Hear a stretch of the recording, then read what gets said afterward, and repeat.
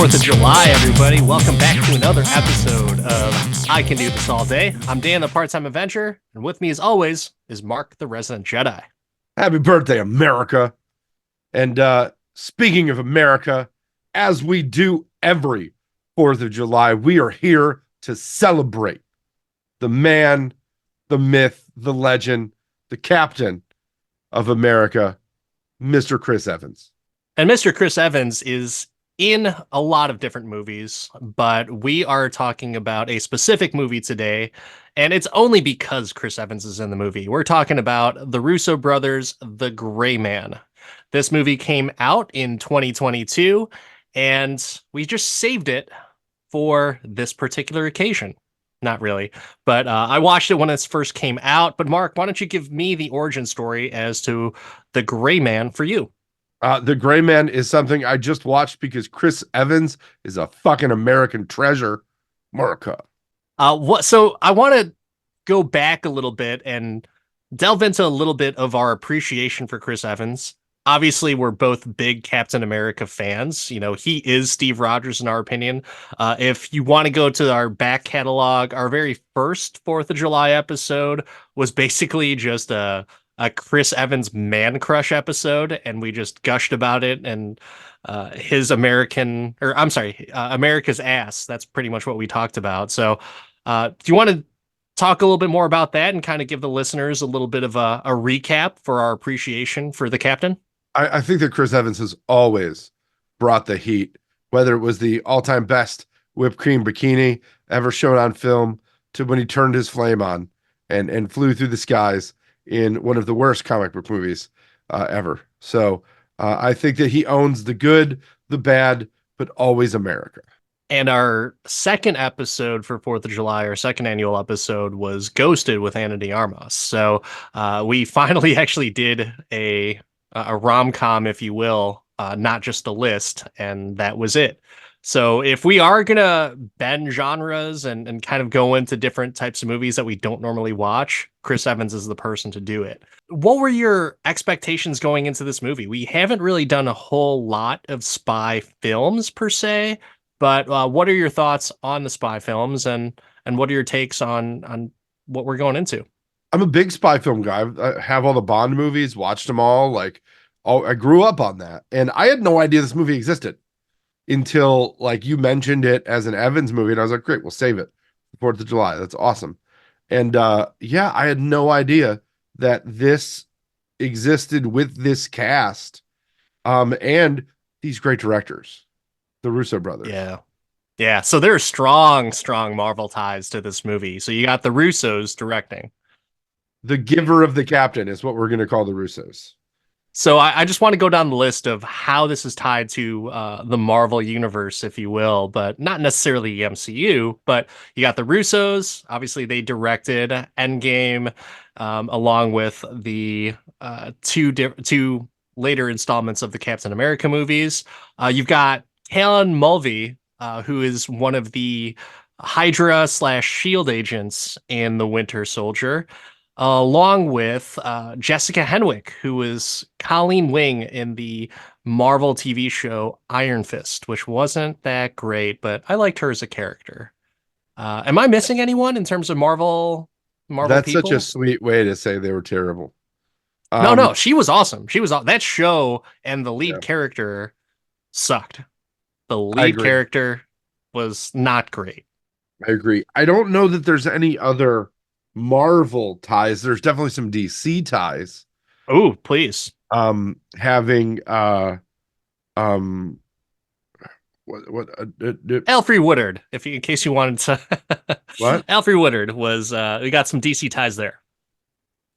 Yes, I was looking for it on this page and it wasn't here. My bad. But yeah, Alfre Woodard came in. Is this a typecast role for her now? Just all I do is come in and play high-level spies? I think so, right? I mean, she does it well, so why not? They did twist it a little bit. You know, they gave her a terminal illness, so yeah. She also was in Civil War, though. Yes, she was. I forgot about as her. yeah, so she has Russo and Captain America ties Mm. as well. But she had a child that was an exchange student in a fictional country, which, never goes well. Don't send your kids to fictional countries.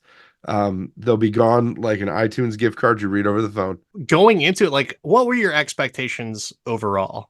You didn't hear about the movie until I talked about it that Evans was in it. And did you know that it was a spy movie? I assumed like it had some spy deceptive thing, but again, like I don't follow a bunch of Netflix movies, especially in that time when this came out. There's a lot of other stuff going on too, from a release perspective. So it kind of fell through the cracks for me.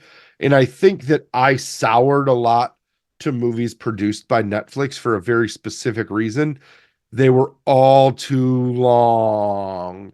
And I looked at the time on this before I sat down to watch it, right? And I was like, oh, this will be a tight hour and 40 and it'll be perfect. It'll be just, and it's like 20, what is it, like 209? But there's like, Something like that.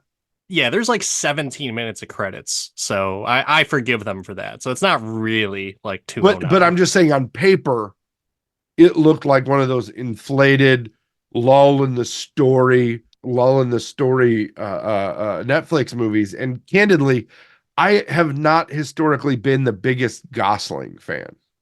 Yeah, same here. You I'm not know, a big Ryan um, Gosling fan at all.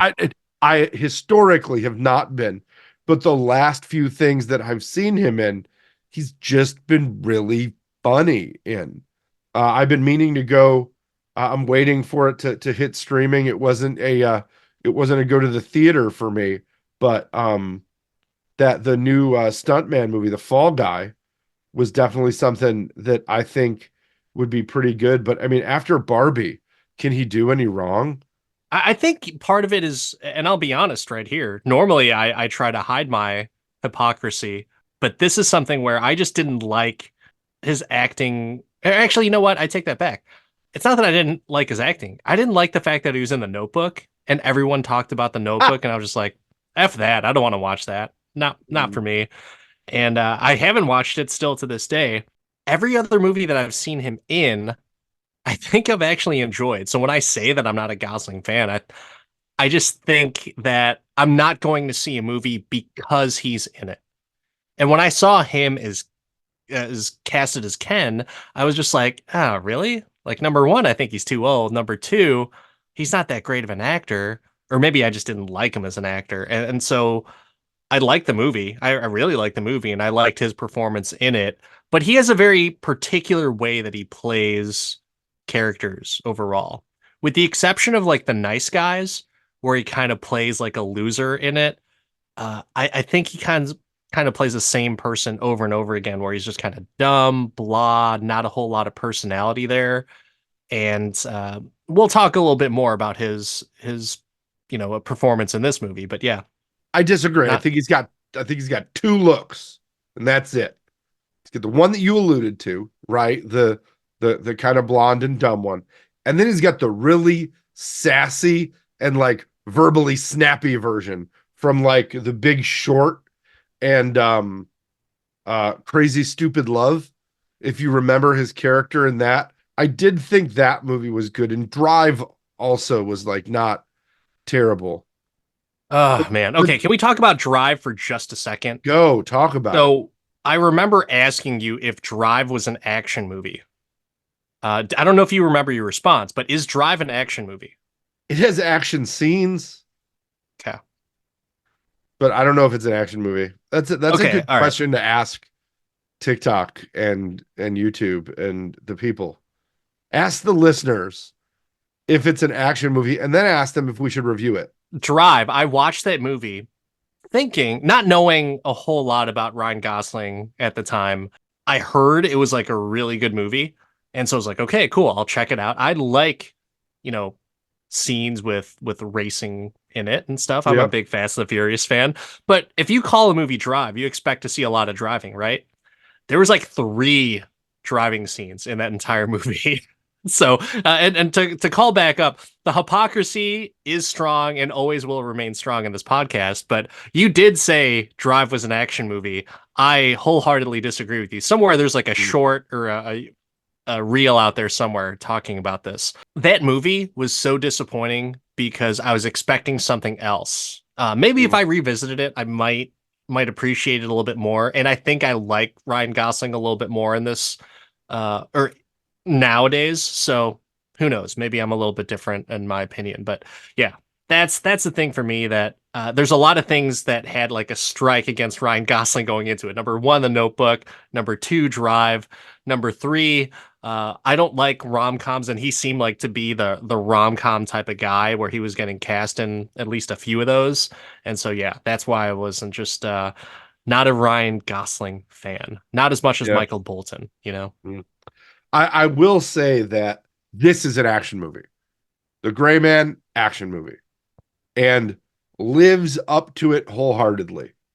Like when you said you almost didn't rewatch this and you weren't excited to rewatch it, I was shocked because this movie has you written all over it. It does. It does. And I'll be honest, because I saw this movie such a long time ago, and honestly, for those of you who don't know, we both have full-time jobs and we work very hard at our full-time jobs. So it was a little bit of a crunch for me to be able to watch this. And I almost did not rewatch this movie, but I'm 100% glad that I did because it gave me a little bit more insight, a lot more footing to talk about.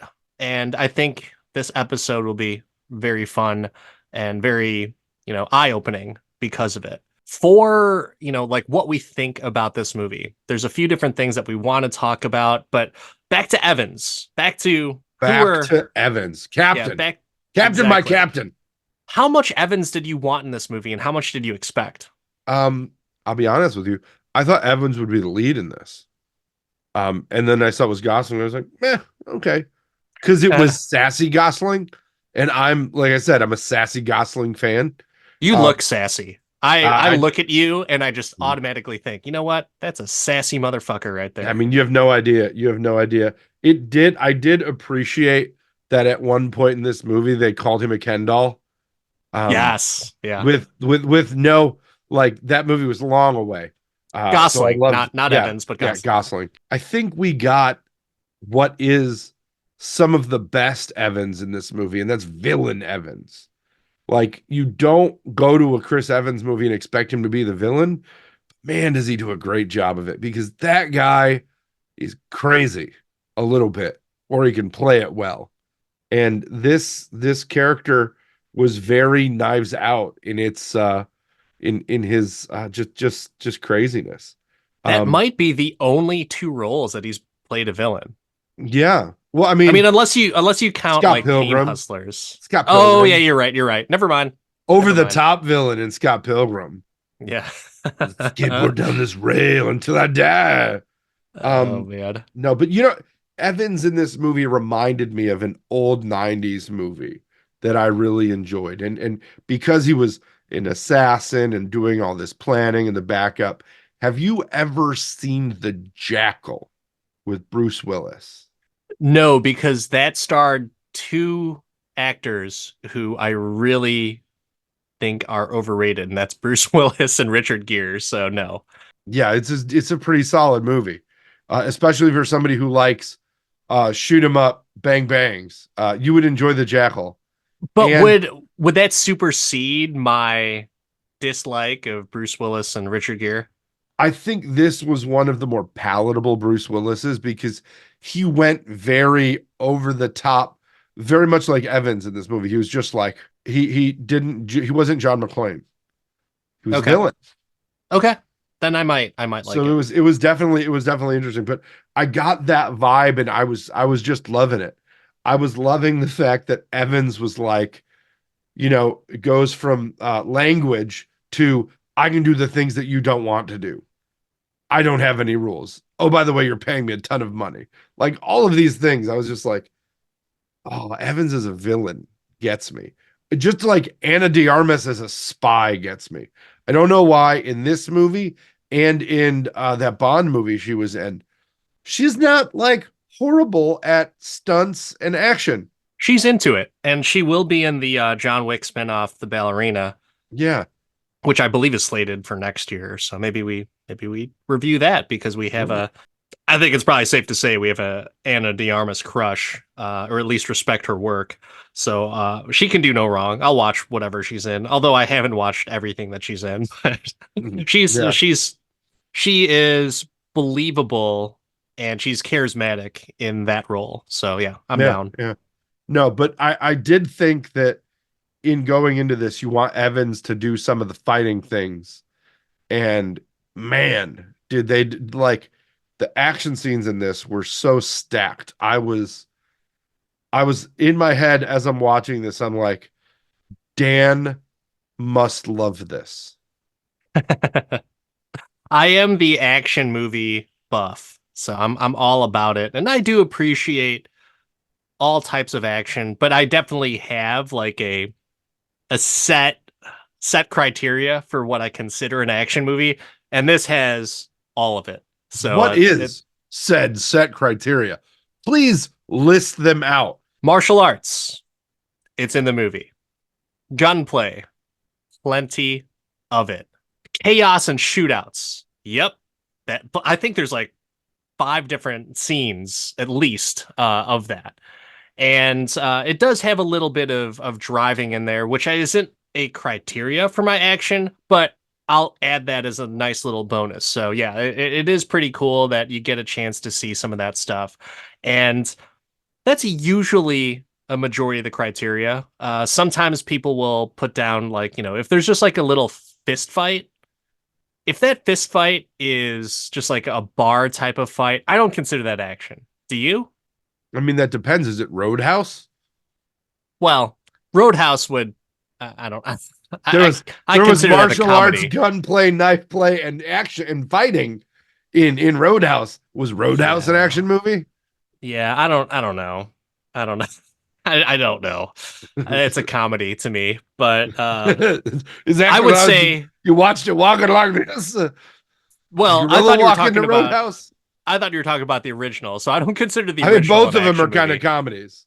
Yeah, the second one I would consider an action movie more, just because of the realism of the fighting, even though some of it is CGI.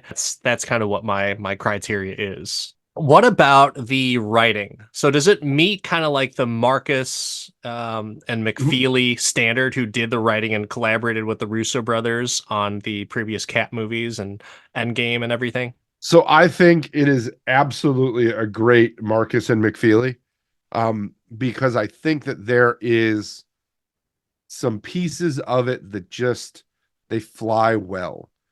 There's solid jokes in it. There's continuing references from beginning to end. The gum thing. I don't. You may not pick it up, but at the beginning, Billy Bob asks him if he wants some gum. It's obviously watermelon bubblicious. And then we don't chew gum in the house. And then at the end, is it okay if I chew gum here? Um, just the the staple of their writing is they don't touch something once, they layer it. And I thought that this movie was really layered. I don't know how I feel about the ending per se, but I think the layering was very strong. There's a vibe to this that is just very familiar, very entertaining, and it works.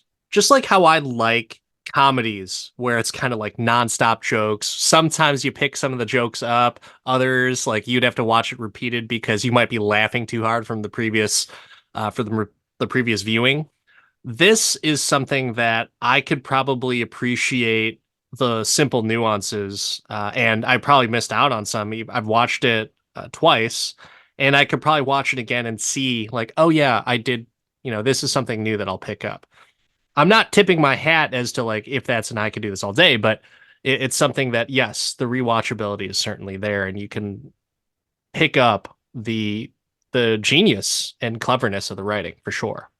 I agree. I feel like Marcus and McFeely, like I don't know that there's a movie that they've written in the last decade that I haven't loved. They do have something in post-production right now with the Russos that has A stupid good cast list. No Evans, so we can't talk about it today on Chris Evans Day. But I am excited. I appreciate their writing and their style. Um, Yeah. but I will not dwell, not on Chris Evans Day. So kind of going in hand with the plot, do you want to give your version of the plot? Gum chewing motherfucker gets out of jail, fucks up a bunch of people, and breaks back out of jail, still chewing gum. For someone who said that the movie's layered, I don't know if it's that simple, I but started with the gum and I ended with the gum. That's layers, bro. That's fair layers. enough. That's a sandwich. That's a That's that's a that's a good plot sandwich if I've ever heard bam, one. bam. Go to film school, So Dan. That's what they tell you. Plot sandwich. with with the plot, so you've got this hard ass Ryan Gosling as six, right? What do you think of kind of humanizing him and going into the backstory and his trauma, the daddy issues, like, and then he's this protector of Claire, you know, he's kind of like the babysitter. What did you think about that? Because I could see why some people would be kind of like against that because like, oh, they're trying to do the thing where they make the lead character likable. What were your thoughts? Well, I mean, isn't that the goal of a movie? You're supposed to identify Yeah, and root for the protagonist. Like, I'm all but about it. sometimes that doesn't work, you know, I like think that there's movies where you don't gain depth about the main character and it suffers, right? And it doesn't do as well. It just gives a better connection. But you know me, I'm all about character development. It's my jam. You hate it. You would rather they replace the character development with roundhouse kicks to the face. no, I bought this and like I said, I'm not the biggest Ryan Gosling fan, but I thought that this worked. And the reasoning as to why is because of the two guys that wrote the script. So that's something that is just it works, and they make it or they find a way to make it work, and they've done that with all the movies that they've been involved with, especially like Captain America: Civil War. That movie could have been completely shitty without the clever writing of them. You know, like that's something that I think, you've got a lot of characters in there and people have their issues with that particular movie. I love it. It's something that I can do all day, but at the same time, I think it's because of the writing. It's the directing from the Russos, it's the writing from Marcus and McFeely. They just get it. They get the humanizing aspect in a busy, crazy world and even in a spy world. So I've got to ask you, this movie gives very similar vibes to a lot of different things, right? I mentioned the Jackal. There's a little bit of Wick in it as well. And then you get into like the torture piece of it, which I mean, is that True Lies, right? Because he definitely has some True Lies moments in it. There's banter, which I love. I love an action movie that has repeatable banter, like you don't throw a loaded gun. Like, Yeah, of I love that because in every other action movie, they throw loaded guns, but I course. love it. I just love it. But what would you compare this to? Like, what would you stand this side by side and be like, these two things are like the other? I would probably say, and this is another movie that the Russos were involved with. I believe they produced it, but I would say Extraction. The first Extraction with Chris Hemsworth, where you've got this mysterious badass motherfucker, and he does have a human side, and you don't necessarily know what it is, and it kind of unfolds as the movie goes on, and that's kind of the same thing that they did in this movie as well. So I would say that's probably the closest thing, but it's also close in time proximity. So that's what I would probably say for me. What about you? I this feels very Wick to me for some reason, but it also like I mentioned, it feels very kind of throwbacky to almost like an 80s and 90s kind of thing. It feels like a 90s action movie. It has that feel of an 80s 90s kind of story, but with a more modern twist on the action and the fighting and all of the things. Would you say just because it's spy related, would you say it's somewhat close to like Mission Impossible at all? So the lack of gadgetry takes me away from Mission Impossible and Bond. There's no gadgets. the coolest part in some ways of the Mission Impossible movies, right, is the mask and the way they disguise themselves. Is it though? Because don't you think the mask is a little bit played out? Like almost, you almost expect Tom Cruise to take his mask off. So But like it's a you always, staple, right? It's their thing. They're able to impersonate others in that way. Like it's just it's the plot device for that. It's yeah. how you say that's a up Mission Impossible. They pulled the fucking face off. And the Bond movies are all about the car and the gadgets, right? I don't recall the gun he had in the beginning that he could see through the floor and was pretty cool. But then they just kind of left it all there. There wasn't a lot of special gadgets. They had a really fancy flash drive that was in a necklace, but other than that, there wasn't like the car was just a bulletproof car. Like it didn't have an ejector seat or rockets or anything like that. Even the special, the Amanda Waller special, right? It just didn't have anything, other than being a very nice sports car. Um, Which, by the way, did you say was Alfred Woodard in Civil War or was that Viola Davis? I think it was Because Alfred Viola Woodard. Davis is Amanda Oh, I Waller. did mix that. Yeah, yeah. No, when it comes to Civil War, I'm right. When it comes to Suicide Squad, I'm wrong. Okay, so Alfred Amanda Woodard Woodard was was the that's the character I thought of, right? In that old retired, very calm. She played it like Viola Davis would have played it. yeah, Let's be honest. yeah. There's some similarities in their Mhm. overall performance and delivery. So See, that's why I stumbled earlier because that's what I was trying to think of. I was trying to grab Waller, but I was wrong. So that was my brain trying to help me, but I just can't be helped. I just am wrong a lot, and that's just the way I live in wrongness. this is true. So Hmm. I'm gonna put that on a 10-hour loop and just release it on Dude, YouTube. dude, Like send it I'm to my wife. wrong. She'll love it. She'll If love it. that's the case, no, I'm not gonna do that. I'm not gonna sell you out, man. Well, I'll it's sell you out about, to the internet, but not to your about wife. fucking time. Stand up for somebody.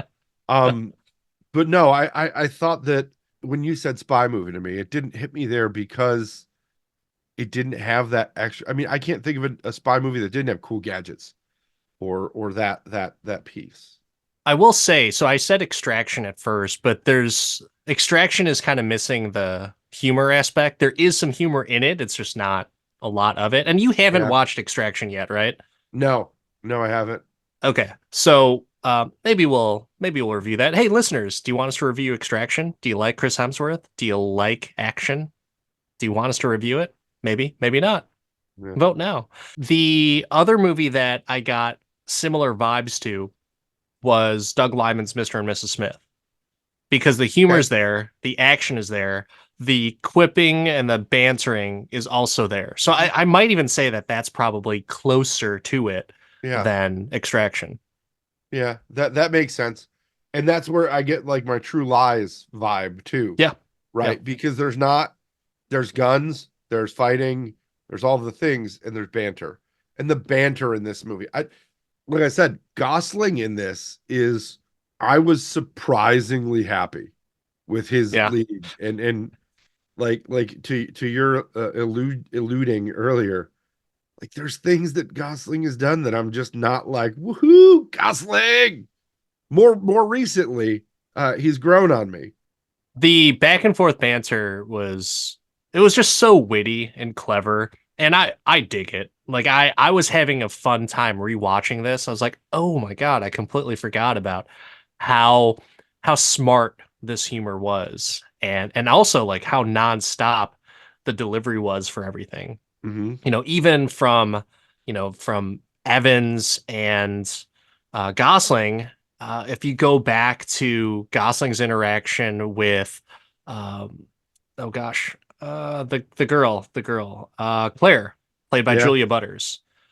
That girl is great.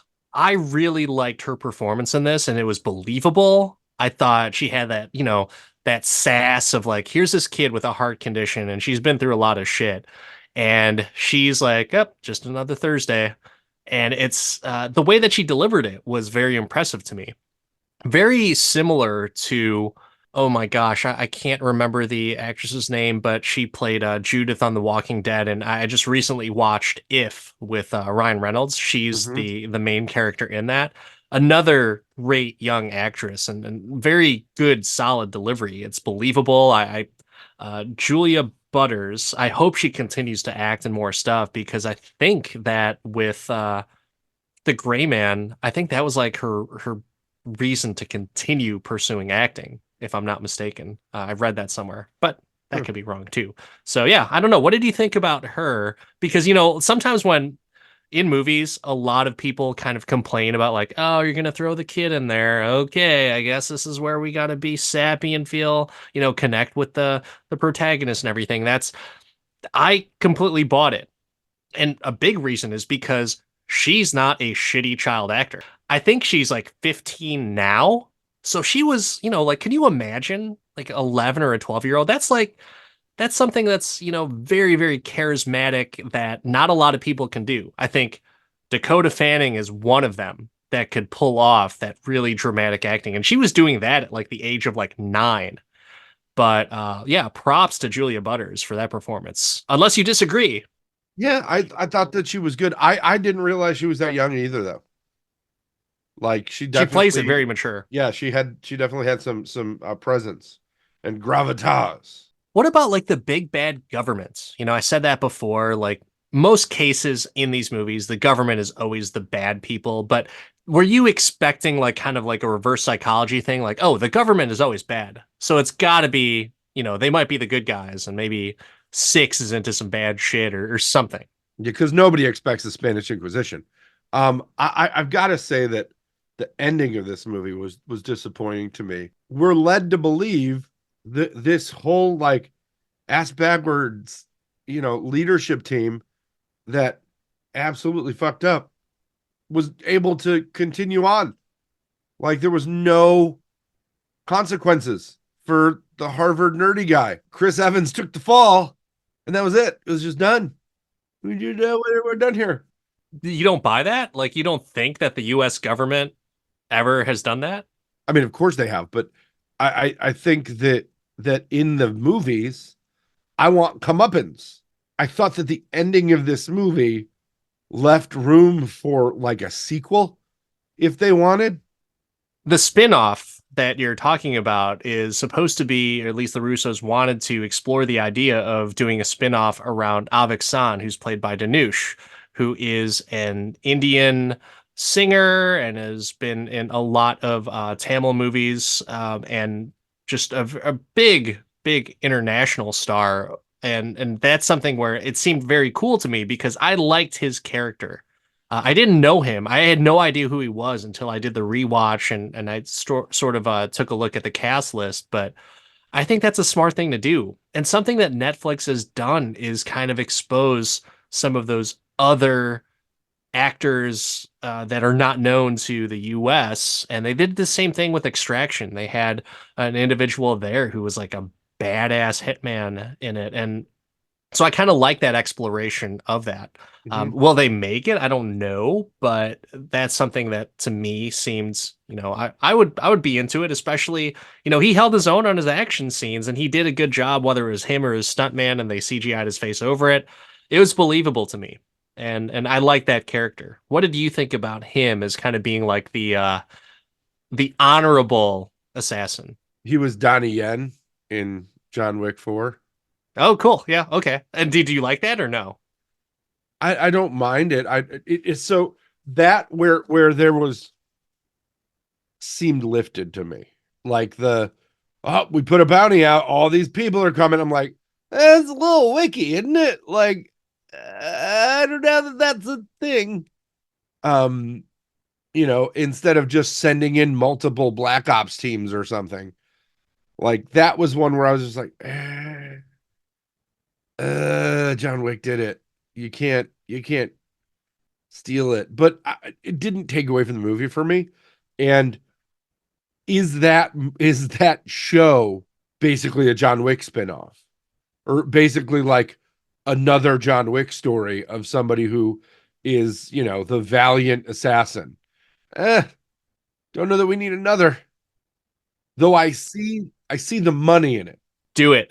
Do it. I'm here for all of it. I You know want you to are. We know. We've heard. I will do a John Wick Junior High story if he kills some people in 7th grade. I'm all for it. And Well, yeah, wasn't John Wick really the guy from isn't it the Keanu character from the surfing movie?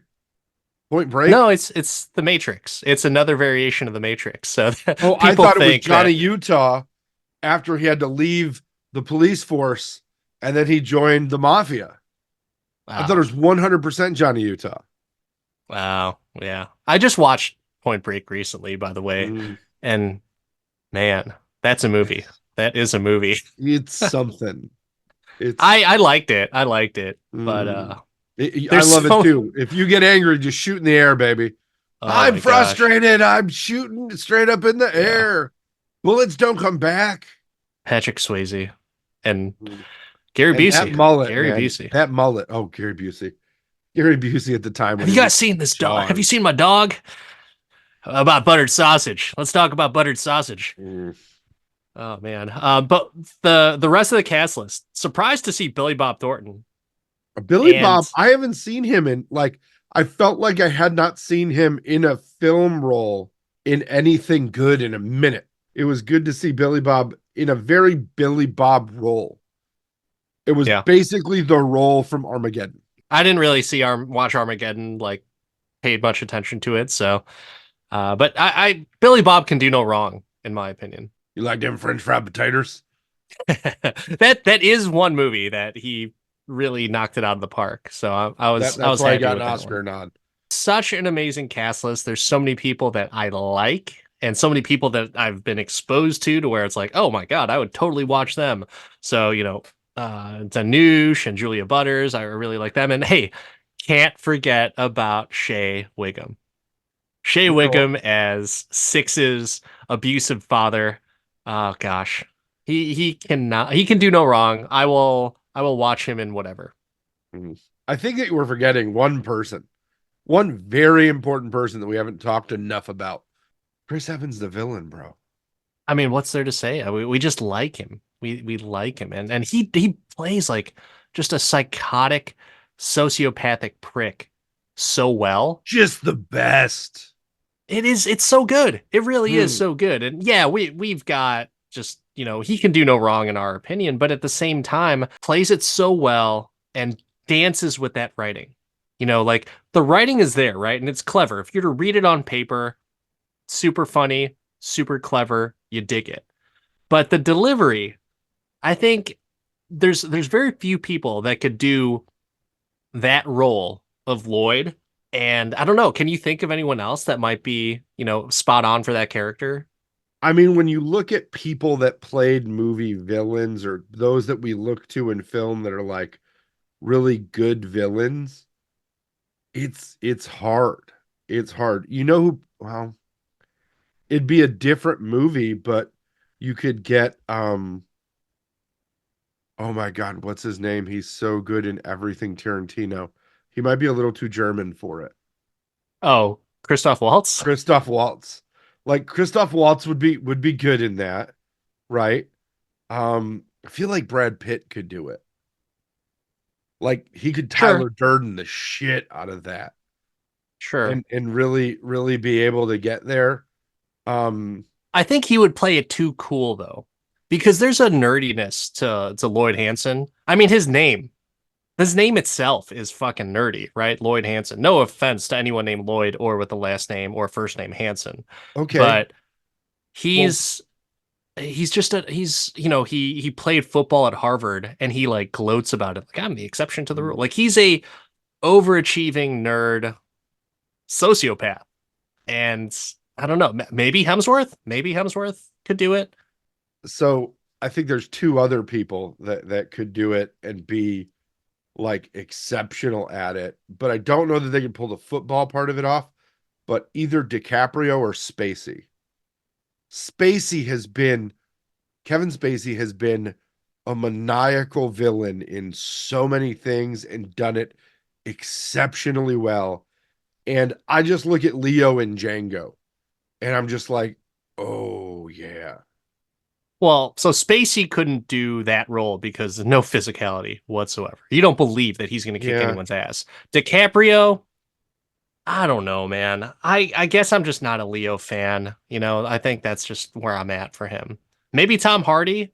Tom Hardy might be able to pull that off, but even then, I think it would be a different character. So I don't think Lloyd Hansen, the way that it's written What in about my Denzel? interpretation of it, no, no. Why? He's not going to play like a nerd type of sociopath like that. Like, no, he would play it too cool, which would be a great like on screen, and he's done that multiple times. But yeah, and the physicality aspect of it, no, not gonna buy it. You know what this proves? It just proves one thing, that nobody can replace Chris Evans. Very true. Going back and forth between Evans and Gosling. Gosling, I just have to give him some kudos to where like he's so cool under pressure in that movie, and it's believable. And maybe it's because he isn't the most believable, like dramatic, manic Yeah. type of actor. Yeah, I don't no. know, but it's I really like that. And Evans, like he's so there's a line in there that I wrote down specifically, when Billy Bob, he's torturing Billy Bob, and he's like, "What I did to your ears isn't even torture.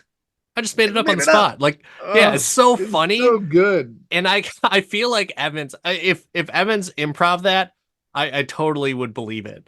But I want to give Marcus and McFeely credit for that. So I'm assuming that they did it, but Evans, said that line with such believability and humor that I'm like, yep, all for it. Chris Evans, he's our guy. And just the delivery, his delivery is so good. And I don't think I think, trying to recast him in that is just like awful. I'm kind of bummed that he died at the end. I was hoping that they would do like a Knox and Roadhouse type of thing where, like, oh yeah, Yeah. he's like in a vegetative state, but not really. And he's just, they did that with Six instead, where he was like, kind of in like that catatonic state. But whatever. Did you notice they used the Winter Soldier move during the fight? Oh yeah. Yeah. I did notice a lot of similarities in the fighting styles. So Like that's the one thing I Evans definitely over pick the up. top punch was there, but then the knife drop Yeah. was I was like, oh, it's a Russo signature. That fight scene, I want to talk about that final showdown between Lloyd and Six. There's one thing that, well, two things kind of go hand in hand together with it. But when he stops to take the rocks out of his shoes, that's It's so funny. totally, yeah, totally like a It's so sociopath type of psycho thing. funny. Yeah, where it's like, I'm really gonna fuck you up now because these boulders that were in my shoes, Yeah. that's what was causing me to mess some things up here. Hmm. But they're savoring their craft and their expertise in the fight. So like after you get like a good knife swipe in or a good punch, they kind of step back a little bit and kind of admire their work. And I love that type of stuff. Like I love that stuff in martial arts movies where it's like, yep, I'm pretty fucking good, aren't I? Like that's so cool that they do that because Six is a master in his own right, and then you got Lloyd who thinks he's the master, and he's so full of himself because he went to Harvard. That's just like a big thing. No problems with Harvard people, but I just go by what movies say to me, and people make fun of people that go to Harvard. So that's just what my thought. But yeah, what did you think about that final showdown? Did you like it? Anything that you picked up from that?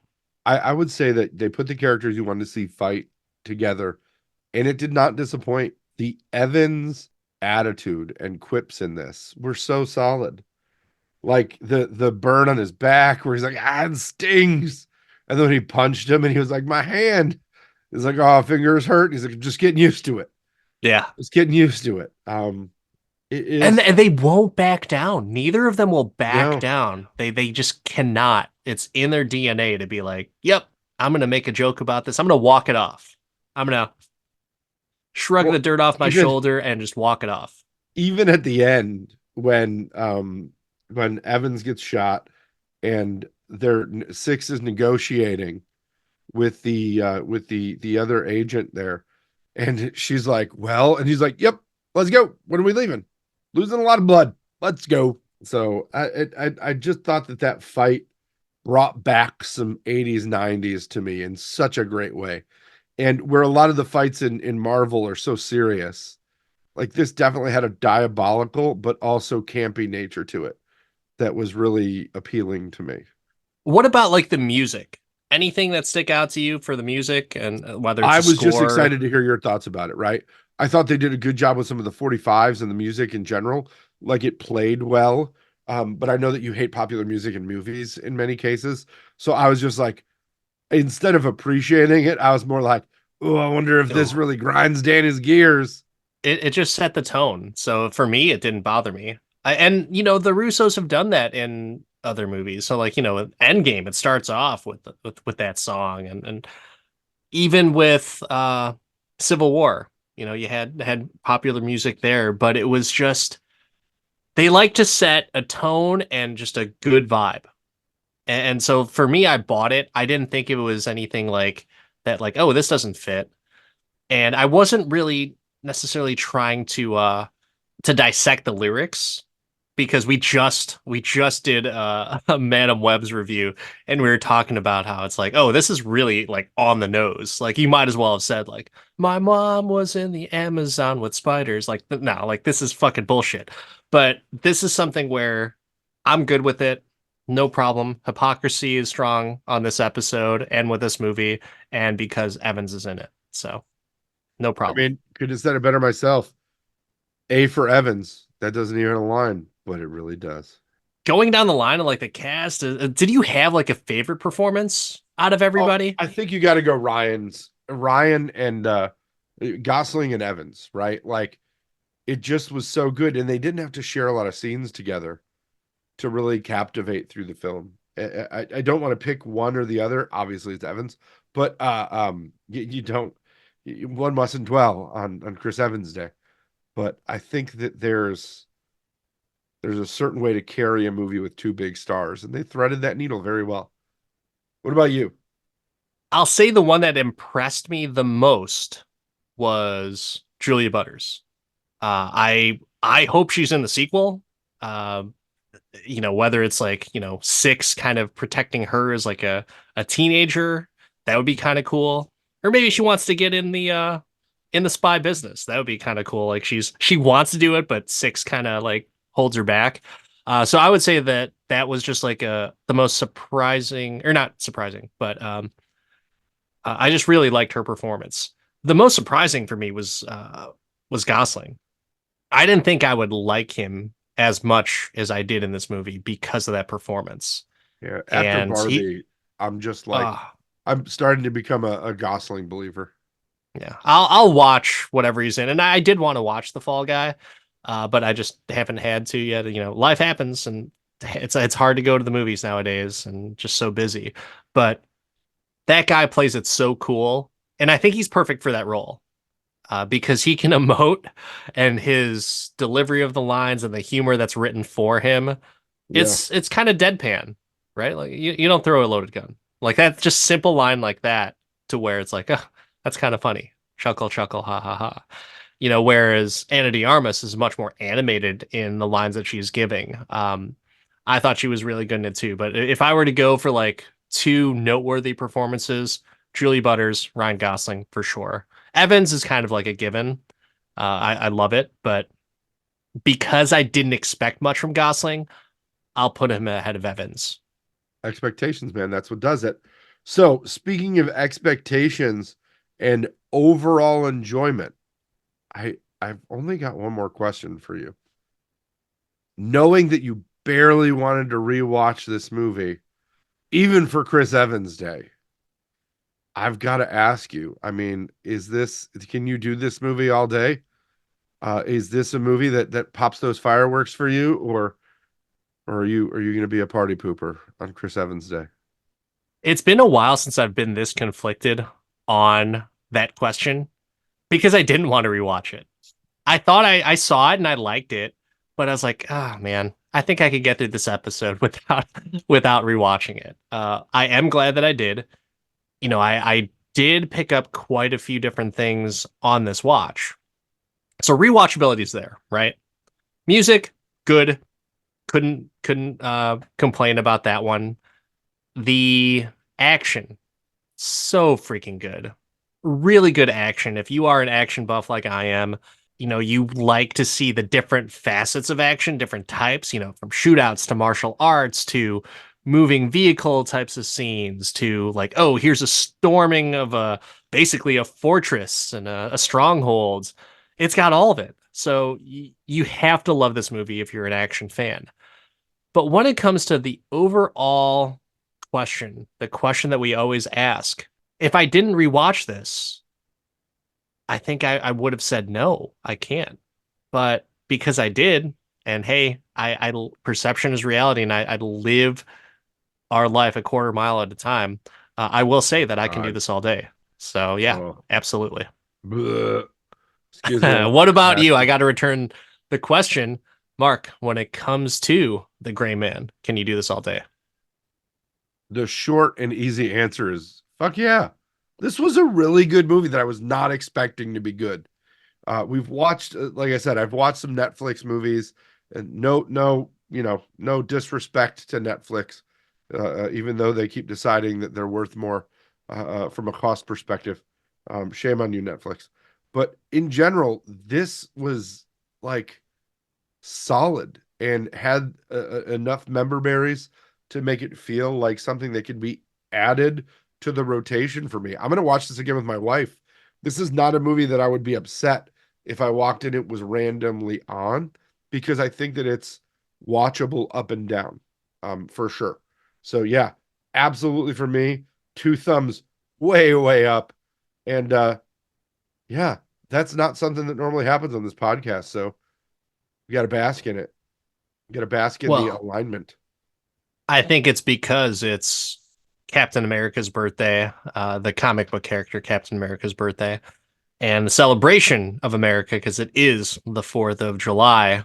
But Chris Evans, thank you for acting. I know you're married now and you might be taking a back seat to some things. Maybe you want to have some kids. I don't know. But keep on coming out with some movies because we'll watch them. And as long as we're doing this podcast, on July 4th or the week of July 4th, we will be reviewing Chris Evans. Or maybe it'll get to that point where we'll just be like, hey, do you want to talk about Chris Evans for like an hour and a half? And that'll be our 4th of July episode. But yeah, totally down for it. But thank you for all of our listeners, fans, social media followers, everything. We really appreciate you. But we hope you enjoy and have a safe 4th of July. Till next time, this is Dan, the Part Time Avenger. That's Mark, the Resident Jedi. Like and subscribe. And don't forget to America today. We'll see you next time.